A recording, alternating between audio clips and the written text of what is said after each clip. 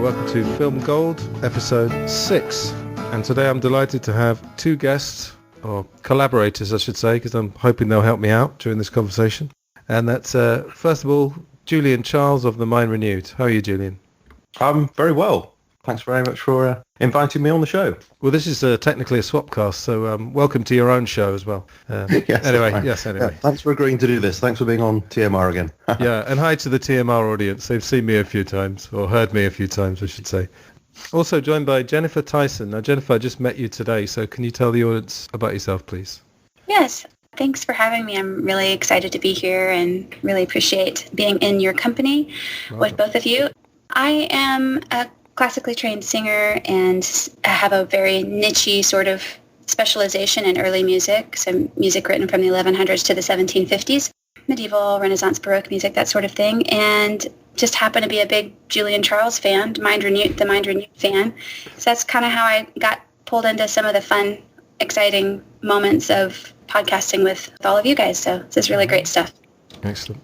Julian, can you just tell us about The Mind Renewed, just for my audience? Because this is a new podcast. We're only on episode 6, so can you just tell us a little bit about that? Okay, well, the Mind Renewed, which has the subtitle Thinking Christianly in a New World Order, is a podcast and a website that I started back in 2012, so it's now in its 9th year.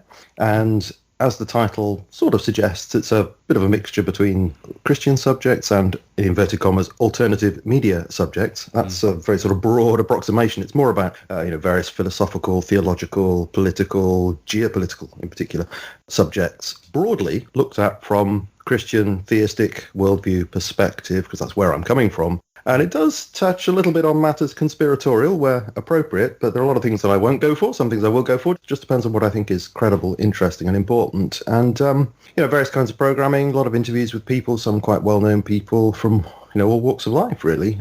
Christians, non-Christians, alternative, mainstream. It's a fantastic show. I've been on it a few times myself.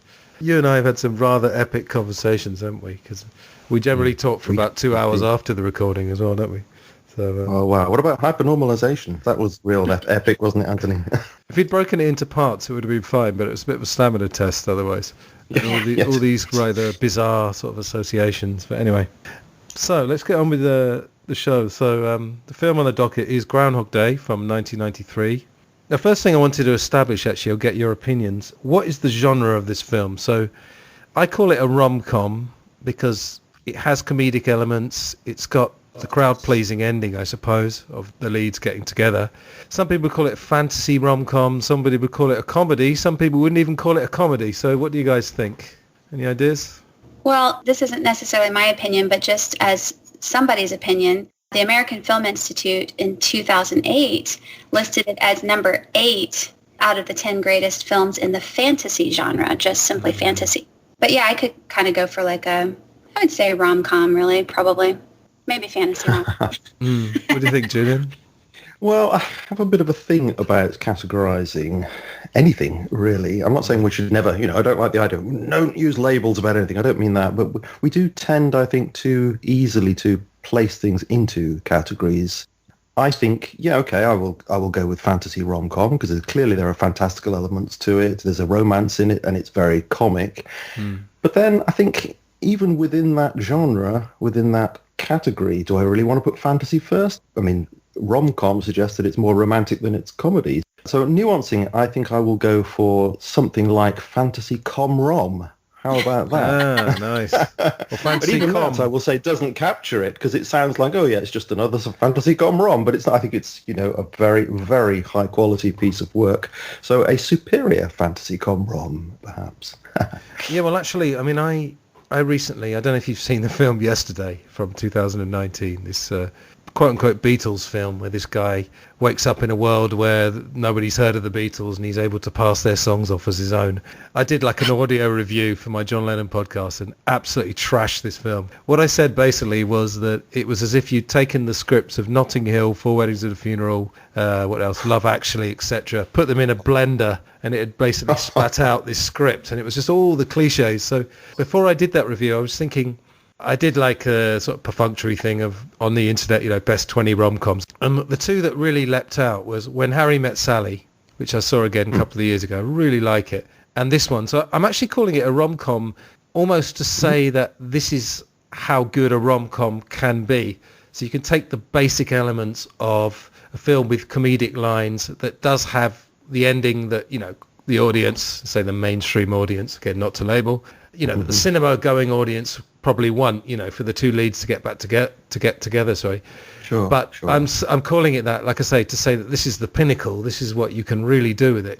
I'm going to ask you in a sec about your history with this film, but I watched this again the other night with a commentary, and I watched a couple of documentaries, and it's one of those films that every time I watch a documentary or so, it just gets better and better. I absolutely love this film. I adore it. Can I ask you both, what's your history with this film? Like, how many times have you seen it? Does it get better every time you watch it? What's your overall, without going to specifics, what's your overall enjoyment of the film? Okay, well, I didn't see it way back in the 1990s when it was created. I probably saw it first in the noughties and thought it was really good. I've seen it probably 3 or 4 times since, and I would say that each time I've seen it, it's got better. And the jokes, even though I know what's coming, I still find the jokes funny. And of course, preparing for this, I was thinking more deeply, going to various articles on the internet about it, the psychological aspects, the suggested metaphysical aspects, which I'm not quite so sure about. We'll come to that later. And so I've enjoyed it more on that level as well, thinking, oh yeah, there's actually more depth to this. Even though it's funny, there's still depth to it at the same time. So I would say that my appreciation of it has increased over time because it's that quality of production. And Jenifer? I don't remember the first time I saw it, but it was quite a while back. It may well have been in the 90s when I saw it the first time. But I happened to just watch it somewhat recently, like this summer. And that's when I woke up to all these other things about it, because I think the first time I watched it, I was definitely too young to be really thinking that deeply about all the things that the main character Phil is going through. But this summer I was really surprised by and kind of opened my mind to so much more psychological depth of what was happening with him. And then, of course, just recently in preparation for this, of course, a couple times. So yeah, it's really interesting and engaging. So that's a really nice balance to it, just being comedic. It's just got so much depth of interesting things happening with the main character, Phil. So, yeah. I think it's a work of art. One of the things that people say about a work of art is that as you come back to it time and time again, you find more in there. I think that's true of this, which testifies, I think, to its status. I think it's also a wonderful thing with films and also with music, with albums, for example. When you return back to them, it's fascinating to see how they've aged, and the ones which have the real quality, they're never going to get old, really. I mean, I'm sure if we watch this film 25 years from now, there might be things in it that, society has deemed are not acceptable anymore. I tend not to follow that myself. I tend to try and see the film, judge it by the standards of when it came out. I mean, you could still discuss things in it that may have aged, but I think quality is quality, really. And it reminds me of that silly business of expurgating Fawlty Towers by taking out certain, racist elements. Some of that did happen, didn't it, recently? And I think whichever production company it was backtracked on that, but they had expurgated it to a certain extent. And I thought that was quite ridiculous because I think John Cleese himself was amazed that happened because it misunderstood the humour, because the humour was actually poking fun at the kind of racist attitudes of the people in the show. But there we are. Yeah, you've got to understand these things in their own terms, haven't you? Yep. Okay, so I'll just go through the plot. I won't take very long with this. I mean, everyone, surely, if you're listening to us, you've probably seen the film. And so we know the basic story. So Phil Connors is a weatherman played by Bill Murray. We'll get to Bill Murray a bit later. And he goes with his producer, Rita, and his cameraman, Larry. And they go to a place called Punxsutawney, is in Pennsylvania, I think. Yes. And it's February the 2nd, it's Groundhog Day, and the idea is that the groundhog, which, is it some sort of large squirrel, am I right? Just trying to think of a... That's a line from the movie. Looks like it. It's not exactly like a squirrel, but it's a ground-dwelling creature. Yeah, one of the rodent family, I think, yes. Yeah. It's quite big, isn't it? More like a mole. Yes, oh, is it more like a mole? Oh, okay. Anyway, the idea is that if it emerges and sees its shadow, due to the weather being clear, it will return back to its den, and winter will continue for 6 more weeks. If it doesn't see its shadow, due to clouds, spring will arrive early. Is it just a superstition, or has the groundhog been found to be accurate? Any ideas? I've got a story about that. I found out that the Washington Post did an analysis of weather data with respect to this question, and there's an article on their website called 30 Years of Groundhog Forecast Mapped. This is back in 2015, and the editor's note to the article says, our colleagues in the graphics department had a burning question: can groundhogs really predict the weather? They ran the numbers on 250 cities over 30 years. Here's what they found. I won't tell you what they found. All I'll say is that when you look at the graphic that they've created, you can see it's pretty much 50-50, which is what you'd expect. But if you want to check out the details, yeah, there is that article. They did bother to do it, and good on them for doing it. They must have had huge crowds since the film, I suppose. Is it still going on, presumably, if it's been going on for years? It goes on all over the place, doesn't it, Jenifer? In the States and in Canada? As far as the actual, like, a ceremony for the groundhog, I don't know, to be honest. I would guess, perhaps. I mean, I would just hear about it, but I never really knew where it was being, held or where it was being celebrated. No, I'm trying to think, particularly the year after this film. I'm wondering whether it's like thousands of people went there for it. I don't know. I see. Yeah. So anyway, we're basically on day one, aren't we, really? And what we see about Phil, we'll definitely talk about the character a bit more later on. But he comes across as a kind of a city snob, I suppose. He makes a few cracks about small town folk, and it's very cynical about the whole thing, going through the motions. The Rita character, Andy McDowell's character, is a lot more optimistic, just seems a lot more a calm person. Anyway, so as everyone will know, then Phil retreats back to his bed and breakfast room on his own, wakes up the next day, 6 o'clock, sunny and shares, I got you, babe. First of all, he says he can hear the DJs doing their spiel. He's like, oh, nice going, boys, you're playing yesterday's tape. Pulls back the curtain, sees, and he's like, what? And we're sort of introduced to a couple of sort of recurring characters, if you call it. So there's an old homeless man that he walks past, doesn't give him any money. I think he even said, I'll see you tomorrow or something. And then we see the amazing character, Ned Ryerson, the insurance man. Just brilliant. Yes. And I saw an interview with the actor, and he was saying when he went in for his audition, he said, I just did it big. I went as far as you could possibly go with this character, and he added all loads of his own nuances, and they absolutely loved it. So, yeah. He was great. Yeah. Stephen Tobolowsky. Have you seen him in anything else? I'm trying to think. I'm sure he was in... I recognised his face, but I couldn't. Right. Yeah, you feel like with that face, he would have played all comedy characters, but he was in Single White Female, I remember. Oh, okay. Yeah, playing a non-comedic character. So we kind of get the first, I think, 2 or 3 days, don't we? And then obviously, it goes forward, and it's been months and months and months. He goes to a psychiatrist, and this is a great line. The psychiatrist says, I think we should meet again. How's tomorrow for you? And going back to what we were saying about, is it a comedy? There's not loads of laugh out loud lines, but there's some witty stuff. And I think Bill Murray's delivery is just so brilliant that... Is absolutely. Yeah, that's one of the things I really enjoy about this film is that there are gags. It's not like it's absolutely peppered with gags throughout, but there are. But they don't really come over that way, do they? Because they're so embedded in the structure of the film. They naturally flow out of what's going on. I think it's really cleverly done. I enjoy it very much. Yeah. So rather than me waffling on, I'm going to sort of go through the stages, and I'll get you both to comment. So basically, through the film, there's sort of 4 or 5 transitions in terms of how Phil deals with this. So the first one is he's drinking in a bar with a couple of truckers, and he's saying, this is on about the 3rd day or something. He says, what would you do if, the day was repeating? And one of them says, well, you could do whatever you like. And so a light bulb goes off. So we get the sort of no consequences stage of it. So he's driving on the railroad tracks. He's eating that massive table of desserts. Yeah. I loved it when he back to the piece of cake into his mouth in one go. It just cracked me up. That was lovely, wasn't it? When she was quoting Sir Walter Scott's poetry to him, he just completely ignores that and ridicules it, really. Yeah, and he's drinking coffee directly from the pot as well. It's just like, he puts an angel cake in his mouth in one go and then slugs for some coffee. It must be quite empowering, just that I'm going to ask you later what you think if you're in this situation, but that first moment when you realise you can do anything you want, of course, it opens up all kinds of moral and immoral possibilities. Mm-hmm. So, can I just go back to this business about jokes or gags, as I called them, being embedded in the structure? That sounds sure. A bit highfalutin nonsense. No, I don't mean it that. I do actually mean that, because going back to the scene at the bowling alley where Phil says, let me quote him here, "What would you do if you were stuck in one place and every day is exactly the same and nothing that you did matters?" And he's talking to these two guys, and one of them just thinks for about 2 seconds and then says, pretty much sums it up for me.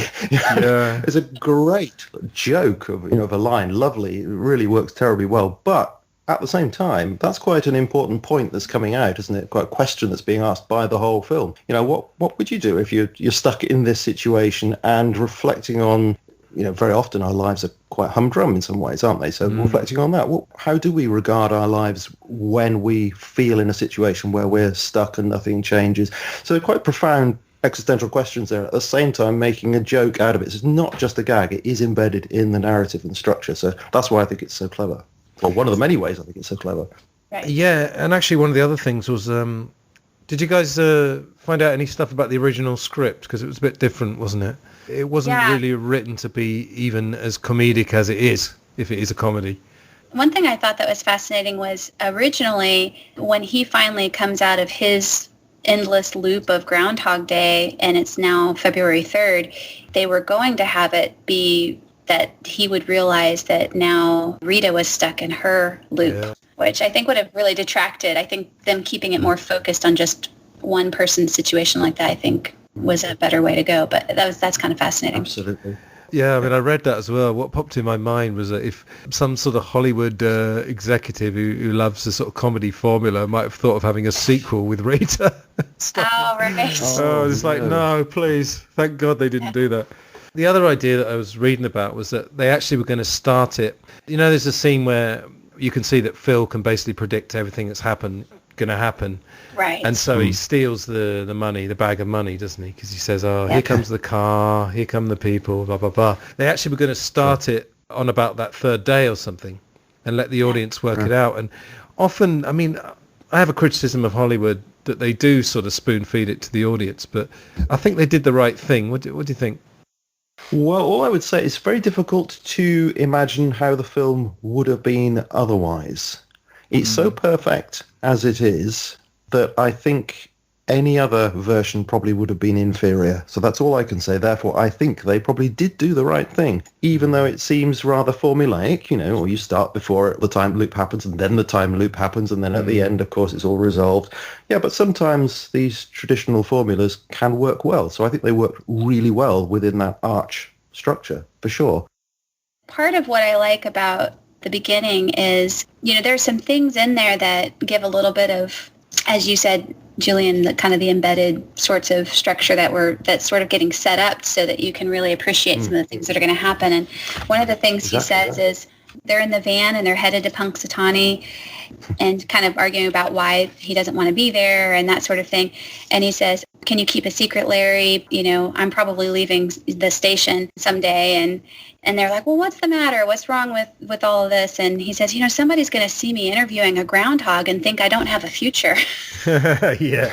I love that little kind of subtle line right there. It's really subtle and just passes quickly. But once you see the story and you go back a few times, you're like, "Oh, that's really great set up there." Yeah. Yeah, that's the thing. I mean, I was going to say that as well. Yeah, there's so many subtleties that it really is conducive to watching it a few times. When I was young, in my 20s, I would just watch things obsessively. So I had a kind of Groundhog Day almost, but it's nice to have a distance. I probably hadn't seen it for, I'd say probably 20 years. I've probably seen clips because, it's a sort of film where if you look at any sort of film countdown programs, it's bound to appear somewhere. But it's so interesting. So he goes to the no consequences stage and he lives out his Clint Eastwood fantasy. Right. He obviously manipulates a lady into a one-night stand, and I like the Jeopardy scene as well. Do you remember when he's watching Jeopardy? And not only is he getting all the answers right, but he starts giving the question before the answers even appeared. And it's the way Bill Much to Murray the consternation of his landlady. Yeah. Yeah. Yeah, the landlady character. Yeah, it's fantastic. Yeah, she's really good. Yeah. And then we get through, we go to the, obviously, it gets the downside and the suicide aspect. And I mean, again, for I could say a mainstream comedy, just because this did fairly well financially, pretty dark stuff. I mean, he actually says to Rita, I've been stabbed, shot, poisoned, frozen, hung, and electrocuted. And burned. And burned, sorry, yeah. And of course, he didn't mention the ones we see as well, that he jumps off a building. But, that we're putting the toaster in the bath. I mean, that's pretty hardcore, It is. Yeah. Well, I read that they were influenced by Kind Hearts and Coronets, which was a black Ealing comedy. Well, I saw it donkeys years ago. I don't remember a great deal about it, but I know that Alec Guinness was playing several characters within that. And it's very dark. It's it's about murders and the like. But I mean, you think of Ealing comedies as being quite family viewing, but that one that one deals with much darker things. So I can see why there's a connection there with certainly that aspect of the film where he's committing suicide repeatedly. It's that sort of darkness. Yeah. I read that the assassins of the Russian mystic Grigory Rasputin used each of those methods that he named. See, there's so many depths. You see, you could read about this film and then get so much more out of it.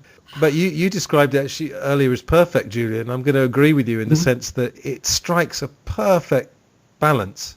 Yeah. In that, it never gets depressing. It is, again, I don't want to go back to this whether it's a comedy or not, but it's it's an enjoyable night out at the cinema, let's call it. But there's so much profundity and you've got so many things to think about. But at the same time, I'm sure there's a lot of people who just saw this film as a fairly feel-good film, and it works on that level. So I think it's the balance that it strikes that's so perfect.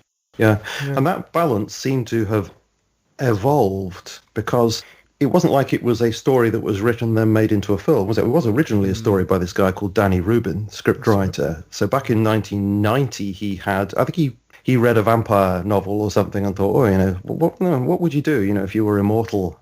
How would you change if you had eternal life on this planet kind of thing? But then he tried to introduce that to various producers and didn't really get is it 50 directors he sent it to, and it was Ramis who eventually took interest in it. But then there was a kind of dialogue between these two for quite a long time, and it went through many different rewrites and changes, and then even Bill Murray himself got in on the later stages of it too, didn't he? So it seems to have been very much not a sort of committee thing, but it seems to have evolved over time with different people having their hands on it.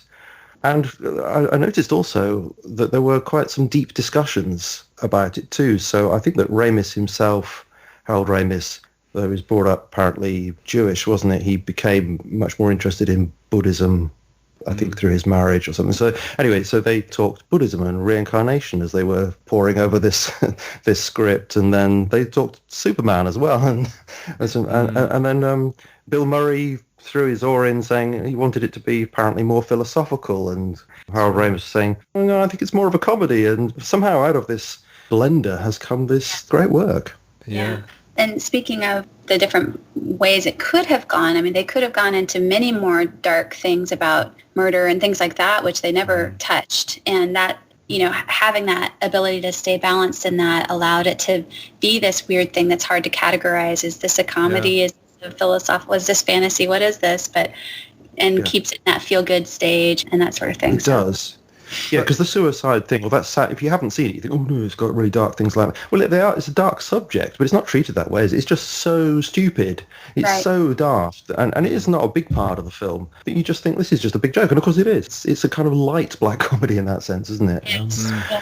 But that process you were talking about, Julian, of the script, it wasn't without its consequences. Because did you guys read this, that Bill Murray and Harold Ramis didn't actually speak for 20 years? Until 2014, apparently. Basically, when Harold Ramis was pretty much sick and getting pretty close to dying, did they speak again?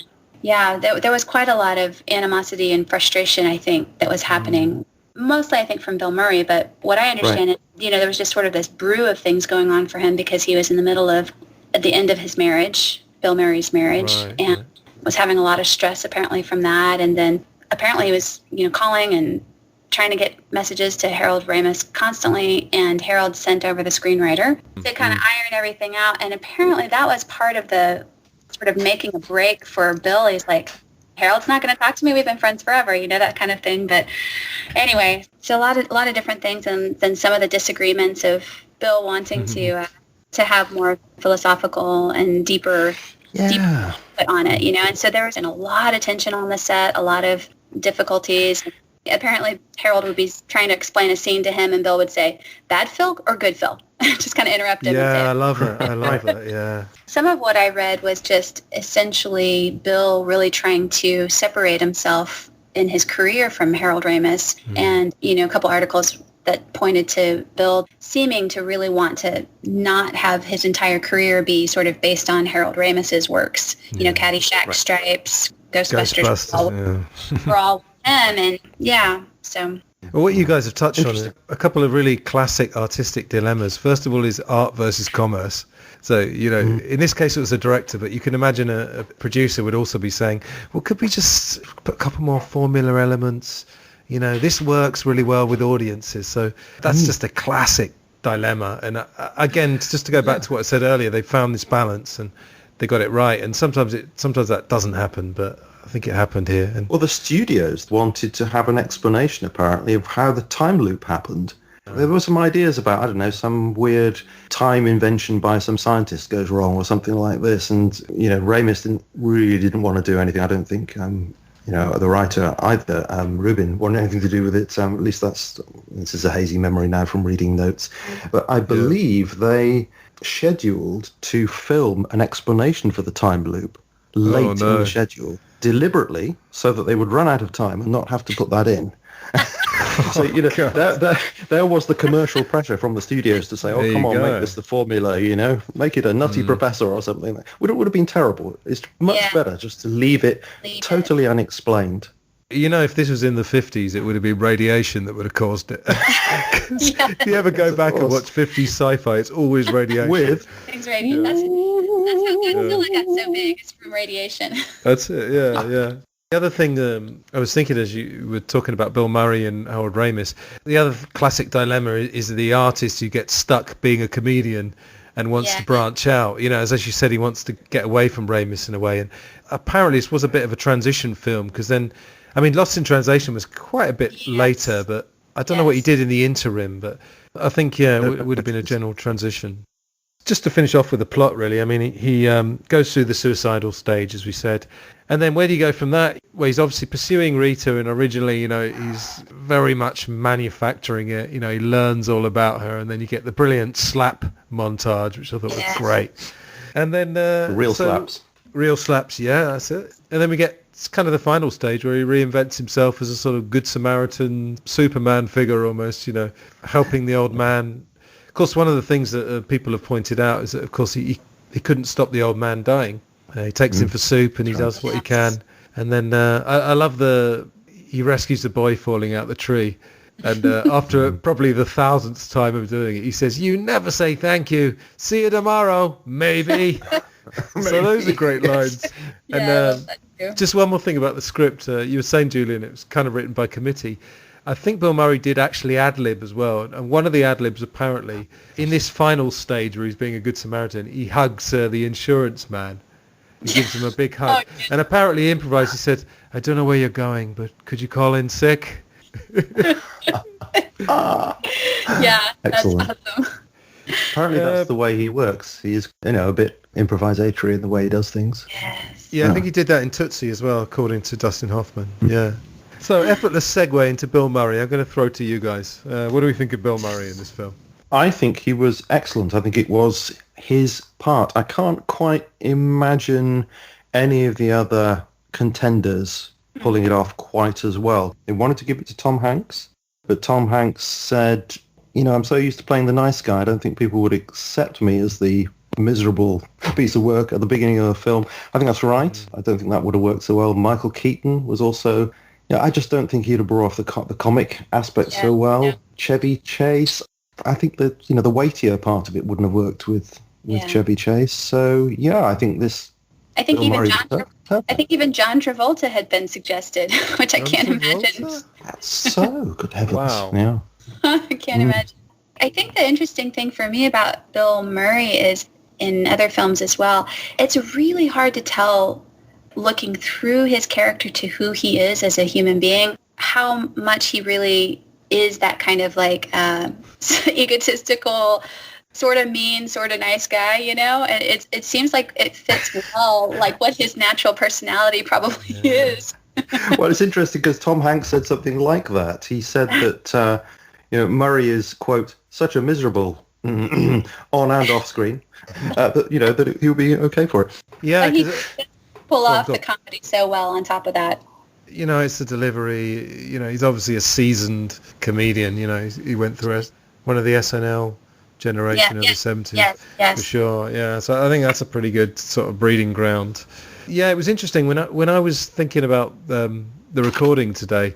I was thinking I was probably going to say I don't know if this is what Bill Murray's actually like, but then listening to Harold Ramis as well talking about it, they're kind of saying this is kind of what Bill Murray's like. He's light and dark, so as you've got good Phil and bad Phil, you've kind of got good Bill and bad Bill at the same time, There's always that slight little edge, and I couldn't tell. I kept thinking about it and thinking, is that little edge coming off because he's so ticked, of all the things that are going on set, and his marriage falling apart and all these kinds of things, is all of that creeping into his acting, or is that just him? I feel like sometimes, it might even happen without you realizing it, You channel your own life and any troubles you're going through probably just comes out, in the moment. Yeah. I was trying to rack my brains of what other actors could have done this. And obviously, there's loads of good actors that could have done it, made a decent job of it. But if it was Tom Hanks, I feel like, I don't know if you've seen Castaway, but I mean, the script wasn't great. It's a good film, yeah. It just screamed to be a bit like they could have got someone else. I'm not the biggest Tom Hanks fan, so I'm probably a bit biased. I think he's a very talented actor, but I was really trying to rack my brains and think who else could have done this. And I just can't think of anyone better. It's difficult when you're reading commentaries on things to know quite what happened when, but, Danny Rubin apparently told The Wrap that he didn't write it, this is the quote, I didn't write it to be a broadly nasty person. If anything, I just wrote him to be a normal average person just stuck in a circumstance. But then Harold Ramis said, oh, don't worry, this is what Bill Murray can do. He can be that nasty and still make you like him.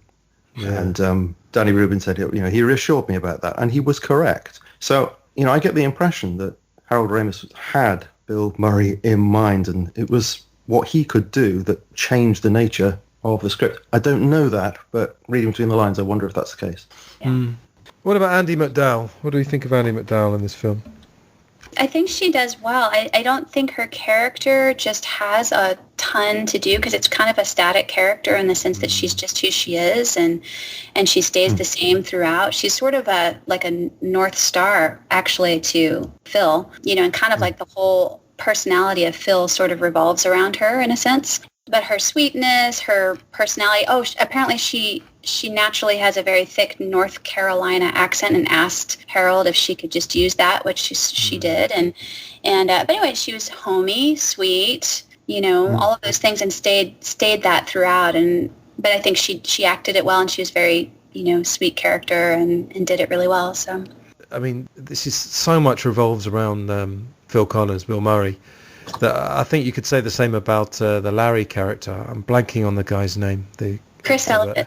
Chris Elliott, yeah. I mean, I didn't know much about him. Apparently he was on the Letterman show, is that right? Mm-hmm. But I've seen him in a couple of other films, and he can do a lot more. And I think they just kind of had to accept that really the comedy had to come from the Phil character, I suppose. Yeah, I think that's absolutely right. And that's why one of the main reasons why I admire Andie MacDowell in this, because she just accepted that she was a foil for him, and she just did it really well. And this is a quote from the producer, Trevor Albert, with grace and confidence and intelligence, and that was what was required. It did not require somebody to be as comedic as Bill Murray, and that would have been wrong, although they apparently did audition female comedians initially. But that would have been wrong, because the balance would have been just completely destroyed by that. She was restrained in what she did, and I admire her for that. She did it really well, and she didn't try to steal the limelight. Perfect companion for him in the film. Right. Yeah, absolutely. And with Phil and Rita, that whole them as a couple or a potential couple, people have said, Light and Dark, Beauty and the Beast. He's obviously very angsty. She seems to have peace of mind. She says, "Oh, I go with the flow." So yeah, I don't know. I just can't think of any way they could have done this better, honestly. There had to be a great contrast between them, didn't there? For the comedy to have come out where he tries to accommodate himself to her character. I'm not quoting exact lines here, but where she says things like, I go with the flow, he would learn to say, she goes with the flow, does she? And so the next day he'll say, I go with the flow. Well, that's not a line, but it's that sort of thing. Yeah, the line where she says, I always toast to world peace. And he's like, rolls his eyes because he totally missed it. That's what I mean. There's all these little nuances, and I mean it's so kind of on the nose, sweet vermouth with a twist, and as if she's thinking that she wouldn't like. I mean, okay, she's not going to really cotton on because we get the impression that they don't really, perhaps know each other very well. I don't know. Yeah, she was the new producer. She was the new producer, okay. And at the very beginning of the movie, he sees her, and that's the first time for him to see her. And then his helper, Kenny, is saying something about, that's Rita. She's the new producer. You're going to really like her. And she's a lot of fun. You should stay there. I'll take the 5 o'clock for you. And he's like, yeah, she's a lot of fun, but not my kind of fun. And so he slips back into his jaded worldview sort of thing. Because it was obvious that that moment he looks at her, he sees something beautiful and sweet and totally unlike himself. Yeah, but it's just too much for him at the beginning, I think. Any kind of optimism or lightness is just he just rejects it. Yeah. He's fed up too, isn't he? He wants to move on to better things. Yeah, he's waiting to get snapped up. Yeah. One thing I thought, again, this is so brilliant from Bill Murray and the script and the direction. Do you remember when he proves to her that it's happening? Because he tells them all about everyone in the cafe, and then he knows when the tray is going to be dropped. And she stays with him till about 3 a.m. I think. And while she's asleep, he's talking to her and saying, you're so sweet, and with the music and everything. And it could have been really soppy, but it just isn't. It's something in his delivery. I mean, it just works. I don't know. What do you think? Yeah, I think George Fenton music, it works really well. It's not all by him, but he's a seasoned film composer, done an awful lot of TV work, a lot of film scores, and it's one of those scores where it's not like there's a big theme, is there? And you think, this is getting developed throughout the film. There are lots of different styles of music and songs and things that are chosen for particular parts of the film that just suit what's going on. And as far as the incidental music is concerned, I can't even think of it. It was just what suited at the time. So I thought that was suitable. Yeah. Well, there was one that was sort of almost a bit reggae, the quite joyous one. I think it plays at the end from memory. And then you've got there was a quite of an ominous one. That was for the suicides or certain times. Yeah. Before we get on to the bit I'm really looking forward to, the sort of existential side of this, is there anything else that either of you want to say about the plot or the characters? One thing that I think is totally forgivable, but when I reflect upon it, I think, didn't quite make sense. But then it's about it because lots of it doesn't make sense. Is that earlier on in the film, it was clear that he only ever had one day in order to woo Rita. Okay, and he fails over and over and over again. But, he gets better at it. He learns. But he's always got this time constraint. He only ever has one day. And as a consequence, he's under pressure to impress her. But later in the film, he does woo her within one day. He learns to push aside his darker side more, and he goes more to his lighter side and allows himself just to be himself, or his lighter self, his better self. And when he does that and stops trying so hard, okay, she falls in love with him, but still within one day. So I still find that constraint was there, and it's therefore implausible. But I think by the time you've got to that point in the film, your experience transcends that day, and you remember, oh yes, they've been through all this together. Of course she'd love him by now. It's a strange trick, isn't it? Into that. Yeah, it is a strange trick, but it works. When you think about it, it doesn't make sense, but that's fine. I mean, I kind of put that down to the magic of film, in that, if I could just bring up for a second Jaws, which is a film that's just from childhood, is just sort of seeped into my consciousness. I can see the flaws in it, but obviously most people all know, the way that Brody kills the shark is he puts a compressed air tank in the shark's mouth and then shoots it, and the shark explodes. And when they decided to do that, I think it was one of the writers said to Steven Spielberg, that would never happen. Or one of the technical people said, that would never. Steven Spielberg said, if I've got them for 1 hour and 59 minutes, a 2-hour film, they'll let me get away with it, believe me. So I think that's what it is, when you feel like you're in safe hands, they can get away with a few sort of tropes. And yeah, and a slight unbelievability about what really can actually happen with the human heart in just 12 hours. Yes, this funny trick they play with you. One thing I absolutely love, the party at the end, he's obviously playing the blues piano. And I love the fact that his piano teacher said, "Oh, he's my student." Yes. Even though to her, she only met him that morning. That's right. So he obviously, but then we know that, in fact, she does take the credit because she has been teaching him for, 10 years, I love she makes this comment one time where she says, "Are you sure this is your first piano lesson?" He says, well, my father was a piano mover, so that helps. Yeah, I love it. Another great line. Quick question, and just how long was it? I've heard of, there's some sort of website called Wolf Nards says 8 years, 8 months, and 16 days. The website Movie Truth says 12 years, 6 months, and 11 days. And then another site says just under 34 years to account for his mastering piano, ice sculpture mastery, things like that.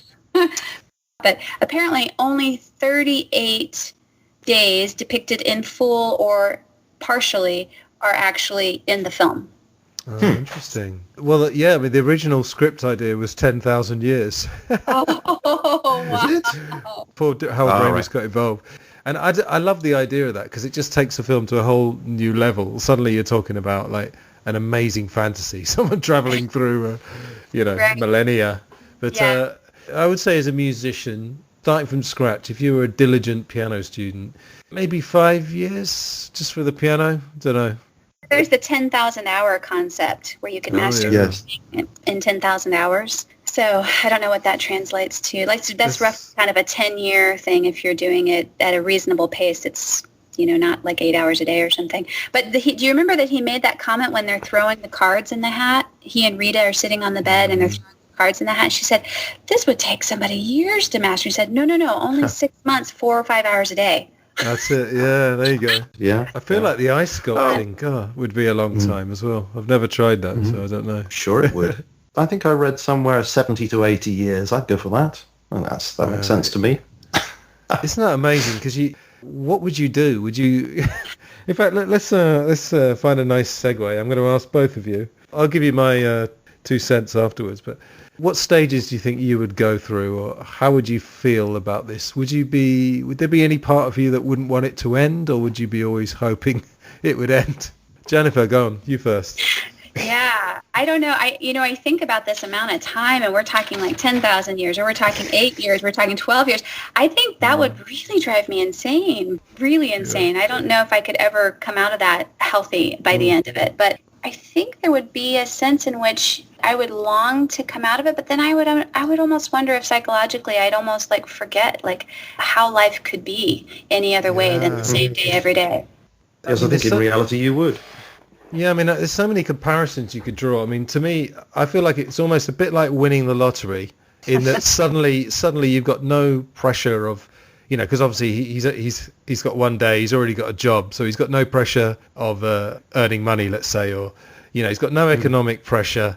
Actually, they did a survey, here's a little bit of trivia, a few years ago of national lottery winners. So we have a thing called the National Lottery in England. And they actually did a survey and they asked them at the end if you could push a button and not having won the lottery. And apparently, and I don't always trust stats, just over 50% said they wish they hadn't won. Yeah. Which just blows your mind, doesn't it? You think, how can that be? Yes. You were going to ask, what would you do if you were in a similar situation in the time loop? And I actually thought of winning the lottery because, he does the game show, doesn't he, where he knows all the answers and the next day he can answer them all. I thought, well, wouldn't I check out the winning numbers in Euro Millions? Absolutely. Because then the next day I could go back and fill in that number and I would be the person to win 70 million, on that day. But then I thought, yeah, but you wouldn't be able to spend that money anyway, so it would be pretty pointless. So exactly. And the buzz would wear off. That's why it is it's like winning the lottery, isn't it? Because, I've never won the lottery or been particularly rich, I can tell you that. But I'm sure the buzz would wear off, And the other comparison I was making would be like if you were stuck on a desert island. I'm a big fan of desert island discs, which I'm sure Julian's heard of. It's a BBC radio staple that's been going for probably about 10,000 years itself. Feels like it.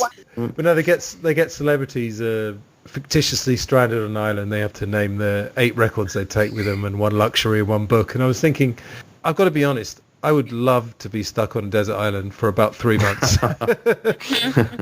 Anyway, sorry, I did ask you a question. What would you do, or what would you think? Sorry, I'm jumping around all over the place. Jenifer, what about you? I just keep thinking that it would just come to a point where I became almost comatose with depression. Yeah. Well, I noticed that actually he's very relieved when it all finishes. Well, obviously he's gained the love of Rita. But, I think he looks out the window, doesn't he? And actually there are not the cars going down the same road today. And he's delighted by that. Oh, wow, it's over. So even though he'd had these sort of godlike powers, not the god, but a god, not exactly omniscience, but a sort of mini omniscience, but which he likes, he clearly enjoys doing that. But not so much that he's quite happy to return to his normal creatureliness, his proper status as a created being. He just looks out the window. What a relief. So actually, I think even though obviously being in a situation like that would confer many, many benefits, it would also take away from, what you're supposed to be, a human being living with other human beings, with all the relationships that we have. That would all be broken, would all be distorted. So however good it would be, you'd be relieved to get out of it, I reckon. Well, I think the idea of being able to do anything, that's been, I think, explored a lot in literature and film, probably over thousands of years. And in the end, the buzzer would just wear off, whatever it is. It would. If you discovered you could fly, I'm sure it'd be great. But, after a while, it'd become, I can fly, It's like a 16-year-old who finally gets to drive. And by the time they're 30, they're like so sick of driving. Yeah, well, that buzz lasted quite a long time for me because I failed my test a couple of times. So I never thought I'd ever drive. So, but I know what you mean. Yeah, absolutely. Yeah, perhaps we need the messiness of life. Perhaps I think we do. How about that? And I think what this does actually is to show that the only thing you can really change is yourself. That's a very key thing about the film, isn't it? It doesn't matter what else you do, win the lottery, impress somebody, whatever. It's gone the next day. But paradoxically, the way in which he changes internally is carried from one day to the next. So when he learns how to play the piano, that carries on. So when he comes out at the end, it's just the way that he has changed that transcends the loop, which is interesting. It says, that's what really matters. How we ourselves change is what matters. Is that not really the lesson we all have in this life, is whatever's going on around you, how are you going to respond to it, and how are you going to see yourself in that, and what are you going to do with the time you have for yourself and for your betterment so that you can be a better human being? So I think indeed. It's really true. Am I allowed a moment of theology here? Of course you can. You invite me on, you're going to get a bit of theology. We'll come on to this in a minute, won't we, about theology, philosophy, etc. I think some of the suggestions as to how it connects to that is very spurious, tenuous, doesn't convince me. But one thing I do think, having talked about what we just have about sort of becoming more authentically human, what you're supposed to be as a human being, I see, he goes through the film improving, and that's great. But then what about from a theological point of view, God?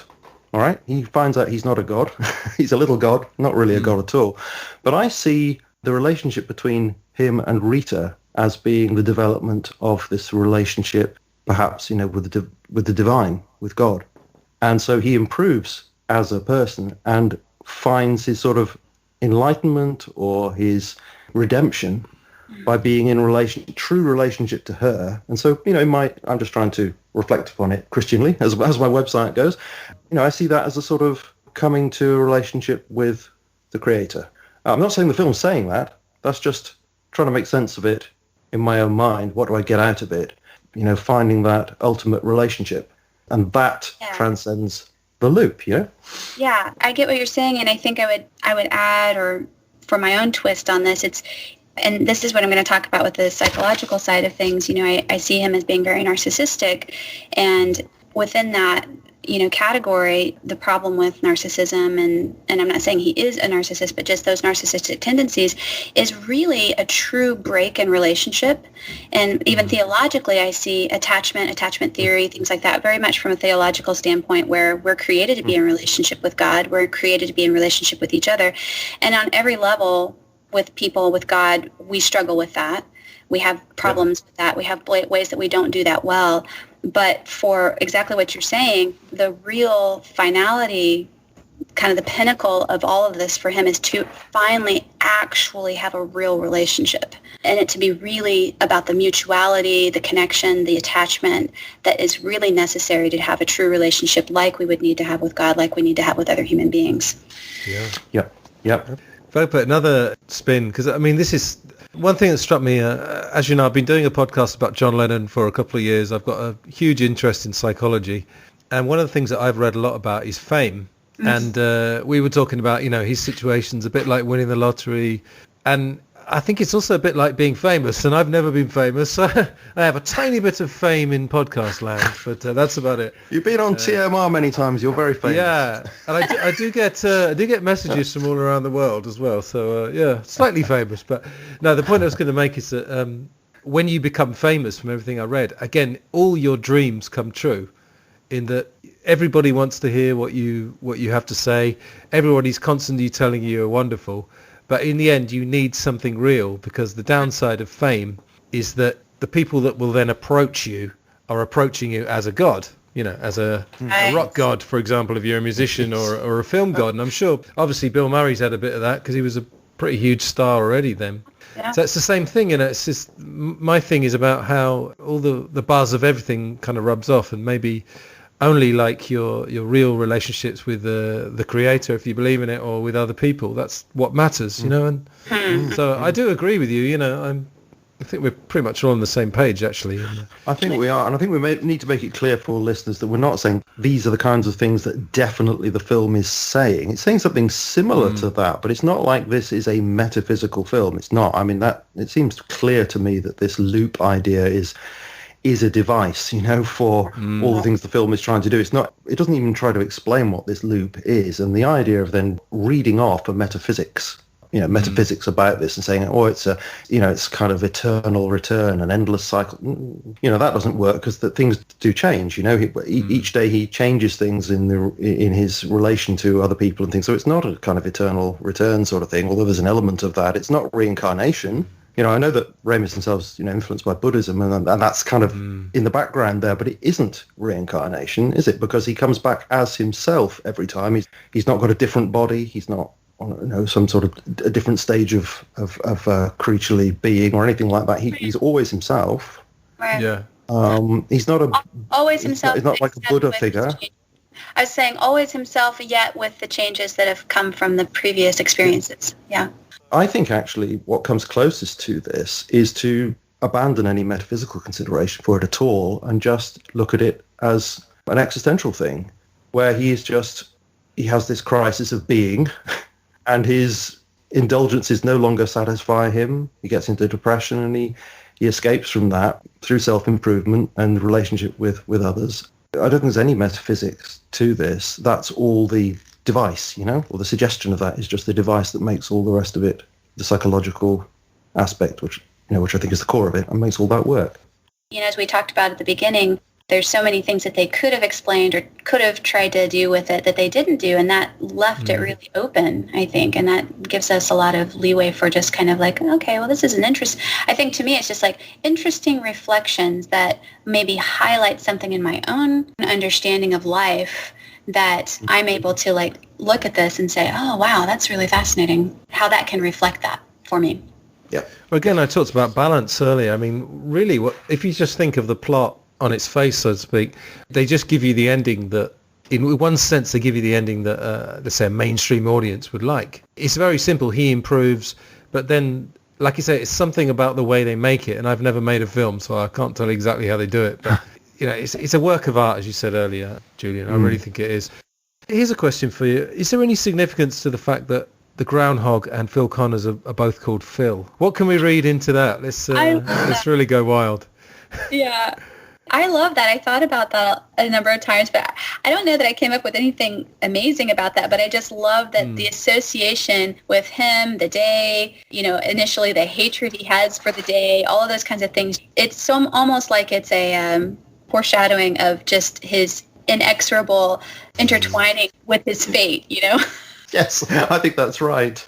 I suppose the clearest parallel is of Phil is, sorry, the groundhog Phil, is kept in this, what do you call it, hutch? What do you call the thing he's in? When he's in the tree stump. It was a tree stump. Oh, right, yeah. Well, he's in his almost like he's in his cage almost, they the cage. Bring him out. The truck, yeah, okay. That's right, yeah. So maybe it's a bit on the nose parallel, but, he's obviously stuck in a prison of, this time loop. I always thought Phil and Bill as well, Phil Connors, Bill Murray, it was almost like saying that Bill Murray was almost a bit like this, as we said. We found out that Bill Murray is a bit like that. But the names thing is interesting, because have you ever seen the Alfred Hitchcock film Shadow of a Doubt? Have you ever heard of that? No. It's not one of his most famous. They do a really clever thing. I mean, it wasn't Hitchcock, it was a scriptwriter, but it's Joseph Cotton as Uncle Charlie. And he comes from a small town, but he's become a sort of city high flyer. He comes back to visit his family, and he has a niece who's also called Charlie. So obviously Charlie works as a man's or woman's name.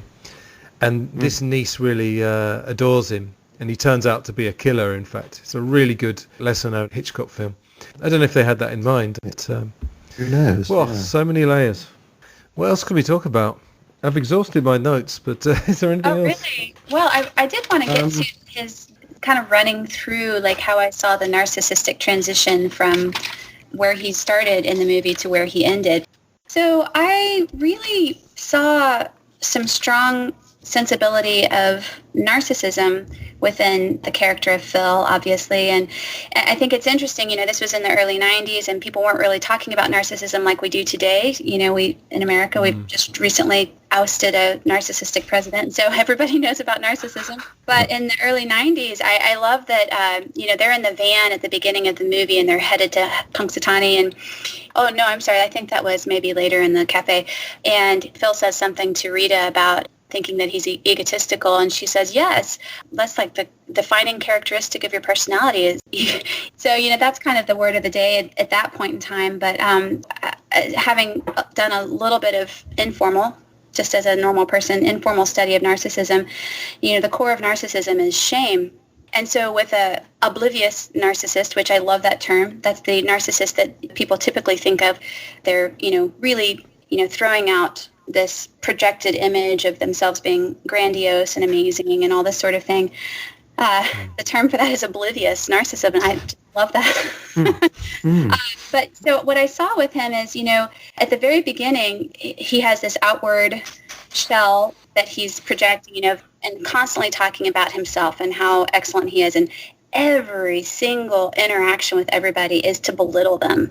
And even when he sees Rita at that very moment at the beginning, he looks at her, sees her, he's obviously affected by her, and then he says, she's not my kind of fun. Next thing he says is people are morons, and he's talking about blood sausage and things like this, Yeah. That all establishes him as just, entirely about himself. Everybody else and everything else is just moronic and stupid and lower than himself, And then he goes through this stage of, I can get away with anything, right? And that's when he starts to get anything he wants. And I see in narcissists that they're really out to get whatever they want and whatever means it takes for them. And then the next stage is I can get anything I want. So now he has the ultimate opportunities for manipulation. He realizes, all those manipulation skills I have, this is like winning the lottery on the capacity to manipulate, and that's when he goes through all these things about learning about other people that he can use to get what he wants. But that's where he slightly touches on the psychopath there, doesn't he? Just slightly.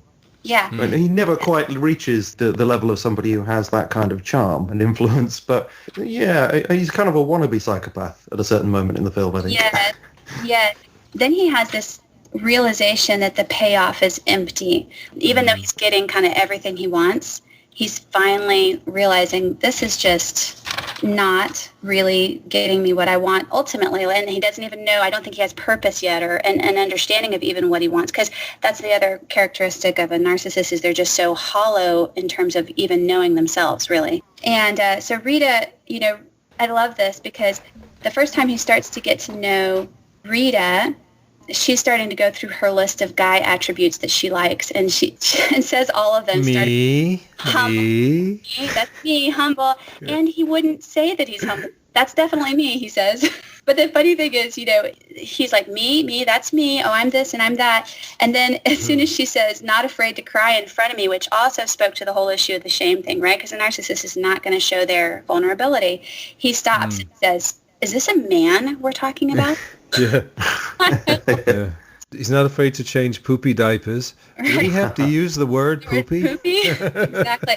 So it's funny, but it also, from my little narcissistic framework that I started nerding out on, it's also like, okay, what is a narcissistic man taught? They're not allowed to be vulnerable. They're not allowed to cry. They're not allowed to be gentle. They're not allowed to love babies. They're going to be a man, right? And then this is when he finally decides, okay, now I can't kill myself, so what am I? Now he's really questioning, who am I? What am I? And this is where he comes to this, okay, so in a narcissistic way, instead of thinking, I don't know, what he could think, some sort of humble creature of some kind, he decides he's a god. Which I love that. Yeah. And he tries to convince Rita that he's a god, right? And then that's the first time she actually stays through the night to try to, witness this changing of the time and everything else. And that's when they have that really tender moment. And this is, this is pretty far in. This is like a little more than 2/3 away through the film. And he has that tender moment where it seems like to me, this is finally, he has to go all the way through, in some sense, if I look at it sort of from a Christian perspective, dying to himself. Through all of the suicides of it, dying to himself before he finally truly sees her and begins to see the lack and the void within himself. So he finally sees her. He's in the bed with her as she's falling asleep like 3 a.m, that sort of thing. And that's when he goes through this litany of all these things that he finally really sees true about her, like the beauty in her, the goodness in her, and then just the realization that those are all these things that he's never ever possessed. And at that point, he then begins to go on his quest toward this, we've called it self-improvement, but like quality characteristics of his own being, And the very first thing after that is he sees the homeless man, and he pulls out his money, he's starting to count the money, and then he just gives them the whole wad. And then he brings the coffee to them and starts actually getting to know them, to know Larry and Rita and those sorts of things. That's the beginning of all the unselfishness. And then it becomes, just over and over and all these different things. The other thing I thought was beautiful about it was it's not just that he's going and helping people. And then he goes, the other thing I was going to say about that was really great is as he begins to do these things like reading literature, reading poetry, learning to make music and play music and all these things, I find that we're not just seeing him becoming like a more eligible bachelor for Rita or something like that. We're seeing him see the world differently, see people differently with a depth that he never had before, where he's not only engaging with people because he knows them as he's been getting to know them through all these different activities he's doing with them and that sort of thing, but he's engaging with people through the mindset of someone who can see the world more broadly and deeply through art and through these deeper ideas and philosophies and things like that. And so by the end, the irony, of course, by the end is that he's not only, in some sense, he was trying to figure out how he could be worth Rita ever caring for him or loving him. And by the end, she's seeing his value and literally buying him, betting on him right at the end. And oh, yes. I find all of that really fascinating, but to me, I kind of look at this as a summary of like, what does it take? It would take, 10,000 years of a repeated day for a narcissist to finally become a man who can truly love and see other people and connect and have attachments in a healthy and beautiful way. Fascinating. Wow, and that turning point that you mentioned about when they're there in the 3 o'clock in the morning on that bed, and he is saying to her how much he appreciates her in many ways. And I think it's wonderful, that moment, because she can't hear what he says. She's asleep, but he goes on speaking to her. And so it's not about, you're clear at that moment, it's not about him trying to manipulate her at that point. This is what he really thinks. And it's a lovely moment. Do you want some amazing bit of trivia about that, actually? Bill Murray, when he got married, him and his wife on their honeymoon, apparently they got quite blotto, got quite drunk, and she fell asleep. And he did that with his wife. Oh, right. So I wonder if that was his script idea. Yeah, he told her all the things that he wouldn't tell her when she was awake. Oh, that's interesting. It's brilliant, isn't it? One thing, perhaps, Julian, we could talk about Elizabeth Kubler-Ross's 5 stages of death and dying. The acronym is DABDA: Denial, Anger, Bargaining, Depression, and Acceptance. So does the film follow that slavishly or in a more sort of roundabout way? What do you think? Well, I tried to see it in the film because it was suggested in the notes that I came across that they were influenced by this. And I think it pretty much conforms to it, but not perfectly. But I think there's a question connected with that. So we have that, Phil is confused about what's going on initially. He does go into denial because he visits a doctor and a psychiatrist. He doesn't accept, this is a real time loop that's happening here. There must be something wrong with my head. So there's a kind of denial there, I think. Then he goes to panic. That conforms with anger. And I think he expresses that anger through this nihilism. He's angry at life. He drives the car on the railway track, towards the train. And apparently connected with this is blaming other individuals. And we get to the bargaining. Now, this is, I don't see the bargaining. I'll come back to that in a second. We get to depression. Well, that's very clear. He becomes ridiculously depressed. He enjoys taking his own life many, many times. And then we get acceptance at the end. Clearly, he accepts the situation, concentrates on enjoying it and trying to make the best of it and the best of himself, etc. It's the bargaining thing. But I noticed that there was a scene that was not in the film that was planned to be in the film where he goes to pray in a church at a certain point.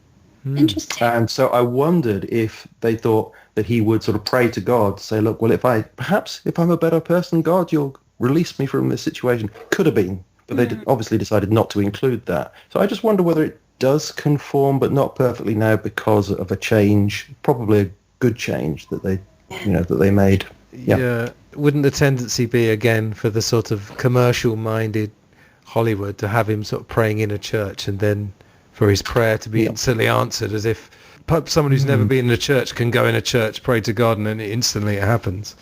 Do you know what I mean? Yeah, perhaps there were so many difficult questions connected with that, it was not worth messing about with. But you're not saying they would have put that right at the end, so the prayer was instantly answered, would you? Or? Well, I was wondering whether they were going to put it in the middle, because it comes in the middle, doesn't it? Of her 5 stages.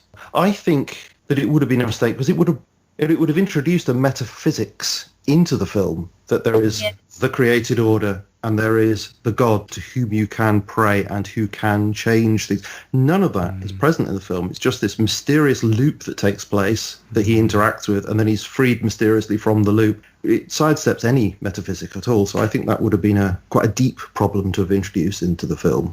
That's what I think as well, yeah. They just left it, trust the intelligence of the audience or the curiosity of the audience to fill in a potential gap for themselves.